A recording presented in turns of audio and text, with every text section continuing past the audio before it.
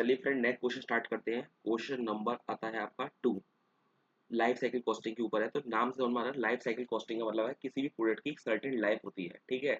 और हमें देखना होता है कि ये प्रोडक्ट जो है किस स्टेज में है, इंट्रोडक्शन स्टेज में है, मैच्योरिटी स्टेज में है, ग्रोथ स्टेज में है या डेक्लाइन स्टेज में है, ठीक है। अब हमसे पूछा क्या है कि कैलकुलेट कीजिए budgeted life cycle operating income. Operating income कैसे निकालेंगे? सेल में से कॉस्ट माइनस कर देंगे। ये हमें 2,40,000 यूनिट दे रखी हैं और सेलिंग प्राइस मल्टीप्लाई कर देंगे, और ये कॉस्ट जो दे रखी है, लाइफ साइकिल कॉस्ट दे रखी है, मैन्युफैक्चरिंग कॉस्ट दे रखी है, marketing cost, distribution cost minus कर देंगे, कस्टमर सर्विस कॉस्ट, ये सब माइनस करके हमारी बजटेड इनकम आ जाएगी।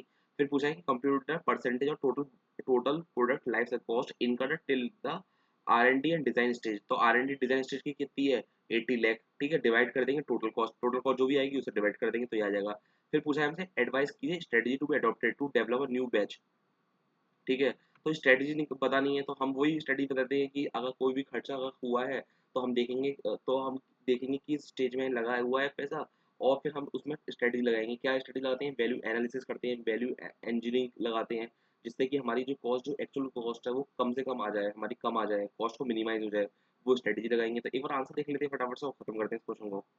देखो इसका आंसर क्या है, देखो आओ।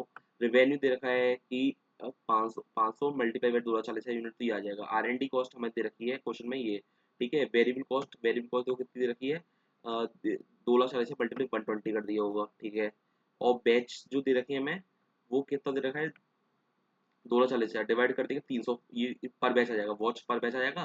2,40,000 तो नंबर ऑफ बैच आ जाएंगे, मल्टीप्लाई कर देंगे variable cost per batch, multiply 4,000 कर दिया, और वे फिक्स कॉस्ट डाल दिया। फिर उसी तरीके से हम कर देंगे 2,40,000 डिवाइड 96 मल्टीप्लाई 24, फिक्स कॉस्ट डाल दी, डिस्ट्रीब्यूशन कॉस्ट डाल दी, फिक्स कॉस्ट डाल दी, कस्टमर सर्विस कॉस्ट डाल दिया, फिर ये आ जाएगा।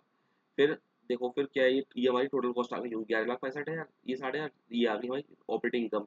फिर हमने क्या करा कि टोटल कॉस्ट को डिवाइड कर दिया, जो R&D कॉस्ट डिवाइड भी कर दी 11,65,000, तो ये आ गया 6.86 R&D कॉस्ट आ गई। फिर हमने स्ट्रेटजी बता दी कि भैया इतना पैसा अगर लग गया, डिजाइन कॉस्ट में लग रहा है पैसा, इतना लग रहा है, तो हम उसी स्टेज से हम कॉस्ट को मिनिमाइज करेंगे, तो उसमें टेक्निक्स लगाएंगे बस।